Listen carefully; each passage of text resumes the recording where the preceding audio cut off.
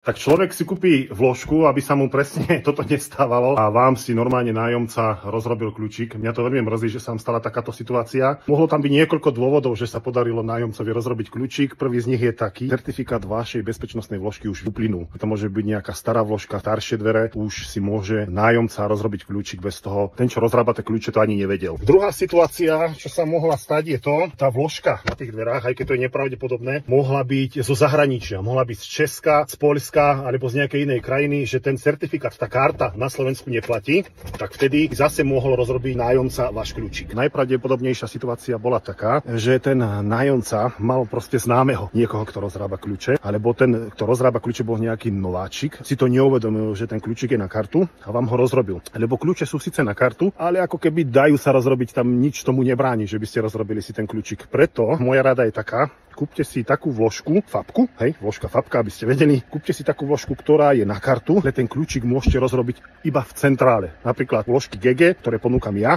sú také. Je tam príplatok za takú vložku, ktorá je síce na kartu, je bezpečnostná. Môžete doniesť kľúčik ku mne do prevádzky, kde predávajú vložky GG, ale rozrobia vám ho len tak, že ho pošľú s nejakým tovarom a iba v centrále, plus tá karta musí byť samozrejme, iba v centrále vám rozrobia kľúčik. Že snažte sa si kúpiť takúto vložku, pýtať sa na to, koľko trvá bezpečnostný certifikát na tú vložku, aký je to bezpečnostný certifikát a kto všetko môže rozrobiť ten kľúčik. Mohol byť kľudne nejaký nováčik v kľúčovej službe a on to mohol proste jednoducho rozrobiť na mieste, lebo mal na to stroj, ho nenapadlo, že má pýtať na to kartu. Bo ja mám tiež kľúčovú službu, veľmi dobrého známeho, veľmi solidný človek, a proste keď je nejaká taká normálna situácia, niekto, že viem, že to je jeho vložka, on stratil tú kartu, dajme tomu, a viem, že to je jeho, že mám to 100% potvrdené, že nikoho tým neobabrem, rozrobím takémuto zákazníkovi kľúčik, ale sú to len špecifické prípady, nie hocikomu, kto sa mi ozve, že mu teraz robím to, v žiadnom prípade musím proste vedieť za tým ten príbeh. Stane sa to tak raz za čas, raz za rok.